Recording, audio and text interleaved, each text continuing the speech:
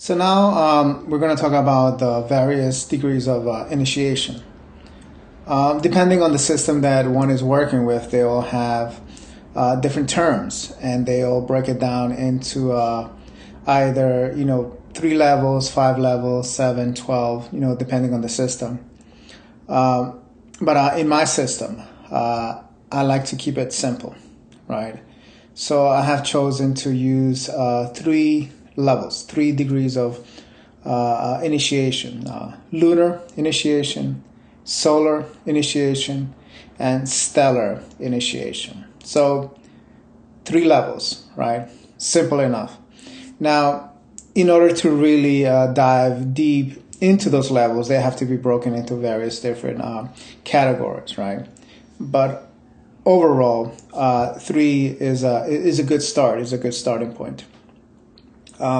Now, the degree of initiation that is offered at the Lunar Academy is, guess what? Lunar initiation, right? That is the focus. That is the aim. That is what I am trying to facilitate and bring forth a system that is compatible, that is workable, and that also has some kind of aesthetic or genre appeal, right? And that is the overall sort of a mission of the Lunar Academy, is a lunar initiation, right?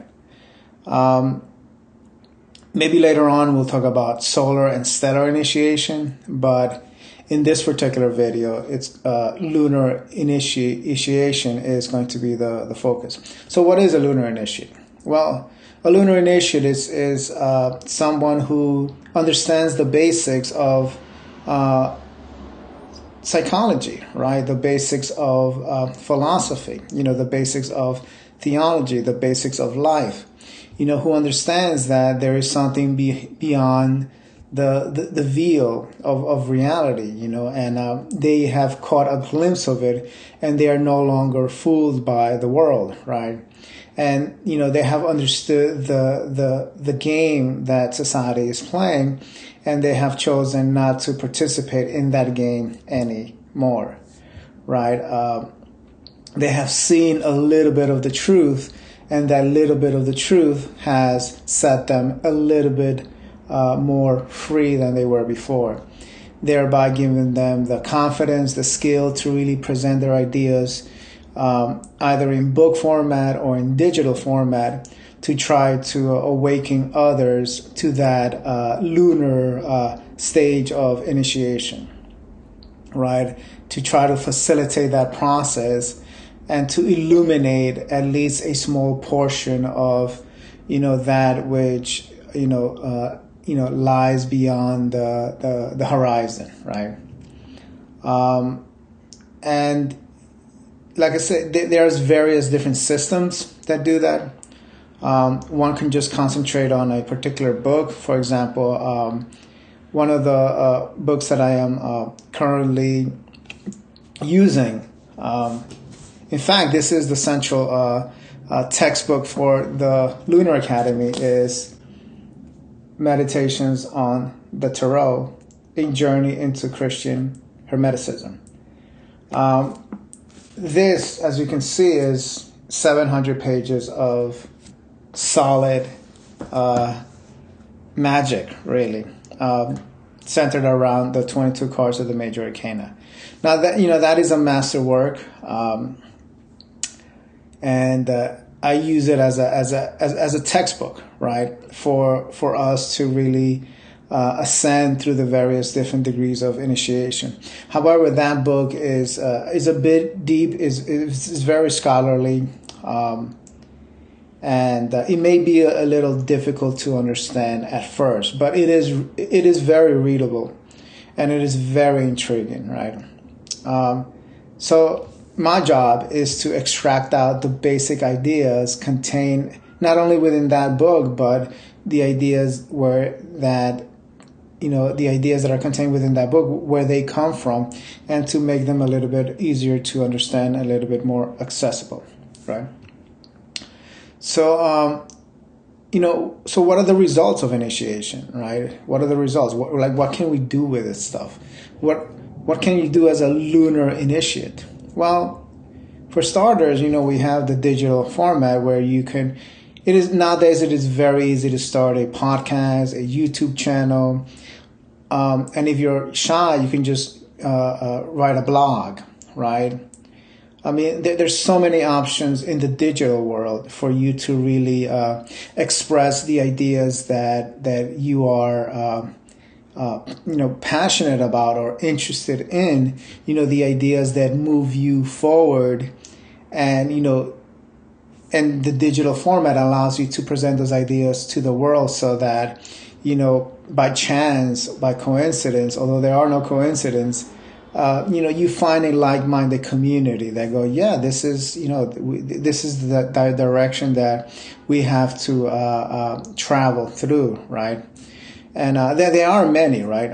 The spiritual world, the esoteric, what I call esoteric culture, is large. There are many out there, and they are coming forth in digital format. The next sort of challenge is to find the right genre, right? Because that's one of the things that we as a modern culture is, we like genre, right? We like things that are fairy tale like. So it's about finding the right genre that is compatible with a particular audience, right? And that is also another overlay of this project, which is to put it within the right context. So, the genre, the aesthetic presentation of the Lunar Academy is a fairy tale, right? Something along the lines of the Lord of the Rings, right? I'm not going for like dark or horror or too occult, right? There's already plenty of that out there, and it's not really the style that I want to present this in. Although it has to have a little bit of that flavor, right? It has to have a little bit of those influences, but to put it within the genre of fairy tale, right? And then maybe in another video, I'll explain what fairy tales are and the difference between a fairy tale and a fantasy. So the lunar initiate is someone who has the foundations of reality, of psychology, and they have gathered enough insight and illumination to really start presenting their ideas forward and to try to develop and advance the field or the genre in which they are operating from. So welcome to the Lunar Academy, and let's see what the road ahead brings forth. So one of the ideas within the book, a core idea, is that of concentration without effort. And that is represented by the first card of the Magician, where the magician is holding these items with the tip of his fingers while looking away. What that represents is that the tools that he's using, the instruments that he's using, he's holding them very gently. He's not gripping them. He's not making an effort to try to dominate or overpower what it is that he's doing. It's very natural. It just flows, right? And that is the result of having a high level of concentration and high level of skill, right? And an example of concentration without effort that the author gives is that of a tightrope walker.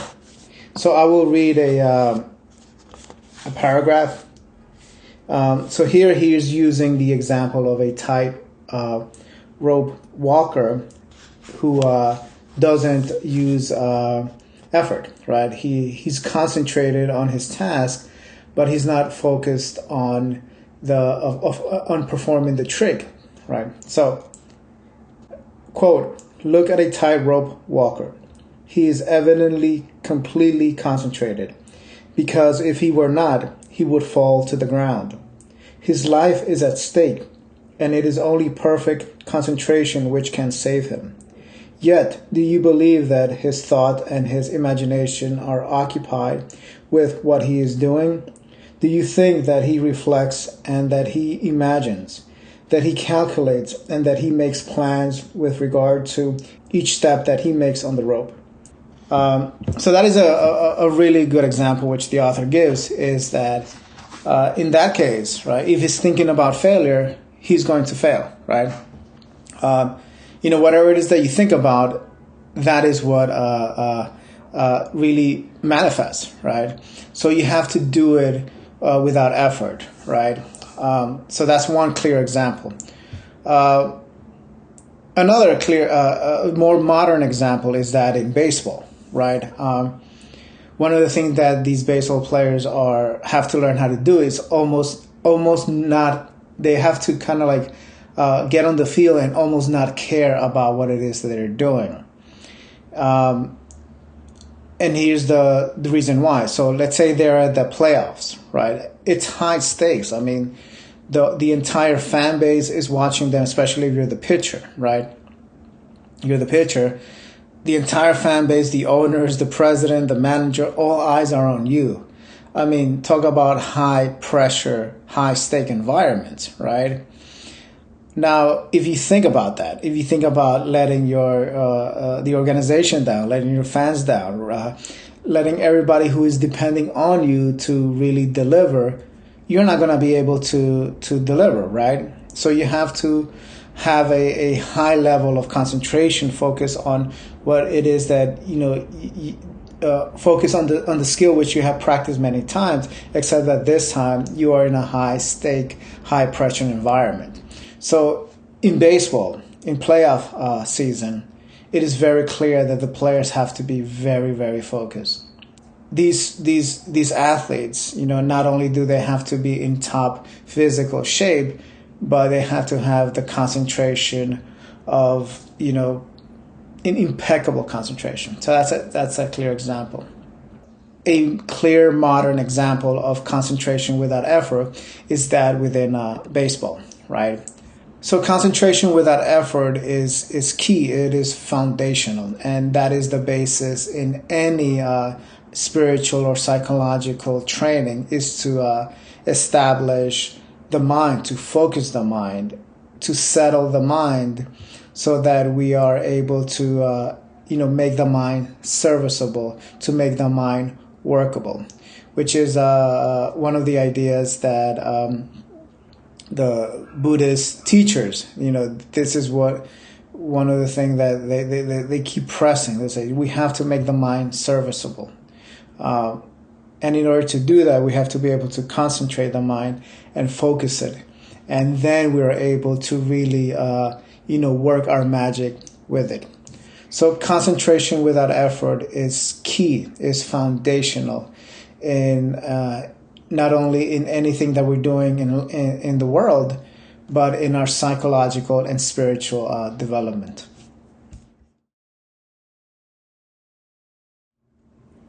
So a really interesting theme, that a reoccurring theme in the book, is that of the image of the mosaic, right? These images, these pictures that are put together very beautifully with fragmented pieces. You see them in church windows, right? They are like little pieces of glass that have been put together and glued together and form like this really beautiful image. Now that is a symbol that contains a lot of like deep spiritual wisdom. Now, one of the points that the author of Meditations on the Tarot makes is that at first it may seem that we live in a world that we somehow just have to kind of like make it work. We have so many differences of opinions, so many people from so many different backgrounds, and it's like these different worlds have to somehow come together by force, right? We have to kind of like glue them together, and says, we have to learn how to operate as a unit, right? And it seems like we're in that constant conflict of making things work together. But a point that the author makes is like no, it's not.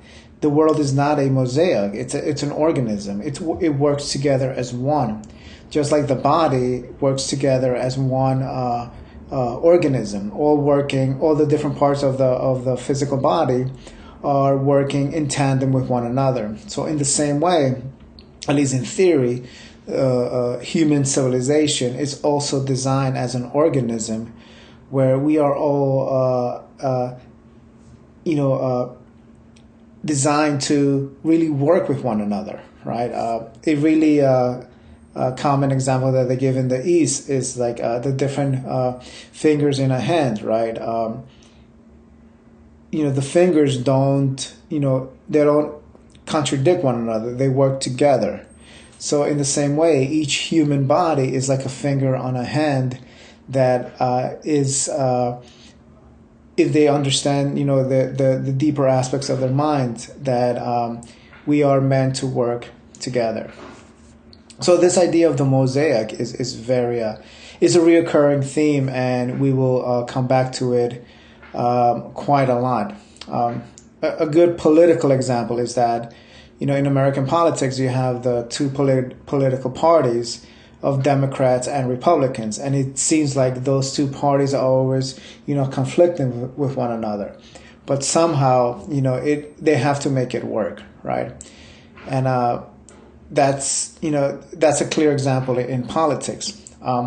Now we also see that in places like the Middle East, where Jews and Muslims have always been in conflict with one another, right? And so those are just two really political examples, right? And it seems like that is the pattern of the world. But what the author of Meditations on the Tarot makes is that no, it's, if we get to the nature of it, if we get to the foundations of it, it is designed to work as an organism, right? And that is also a theme within Buddhist philosophy, where the whole world is one organism, rather than all these bunch of pieces that somehow have to come together. So the idea of the mosaic is a very interesting one, and it is a reoccurring theme in our studies. So in this section, we're going to explore this idea, which is the foundational idea behind the first card of the magician, which is becoming the magician. So towards the end of the first chapter, or the first letter in the book, in our textbook that we're using, the author finishes with a correspondence with Jungian archetypal psychology. Since then, Jungian psychology has really advanced, even to the point where there is like a new field of archetypal psychology. But the main idea behind whichever subgenre of the tarot it is that we're studying, whether it's from a Jungian perspective, or from a Christian perspective, or from a Hermetic perspective, or from any other creative approach, is that idea of becoming the magician. So in Jungian terms, you have the conscious and you have the subconscious. And it's all about establishing a relationship between how we consciously act in the world and the energy that arises from the subconscious, which unfortunately the majority of people do not understand that relationship, which is why the majority of people just wander around the world, and they're being triggered by these cues that they think it's coming from outside, but it's triggering their the hidden parts of themselves. And for the simple fact that people do not know themselves, people do not realize that they have a subconscious and underlying hidden parts of their minds, that basically puts them in in a circular path where they just go around in circles, right? So it's really important to discover who we are, and the first step of doing that is to discover the subconscious, right? Now, in Jungian terms, Jung calls it the unconscious, right? But I think a better term is the subconscious. It's not unconscious. It's just sub. It's very subliminal. So the idea is to establish the relationship between our conscious and our subconscious. And the best way to do that is to trigger the energies from that hidden part of our mind. And that is what Meditations on the Tarot does. By focusing on not only the images, but the different aspects of those images, it evokes those energies from within us that we are called to become. And the first card of the tarot, which is that of the magician, is precisely that. We are to, call forth, bring forth that inner magician, and to establish a relationship with it, and to become one with it, right? To become one with the inner magician, or the inner master, or the inner Christ, right? Or the inner Buddha. There's various different terms that one can use. But that is essentially the main idea behind the meditations, is to establish that relationship with this magical aspect that is hidden right beneath our nose.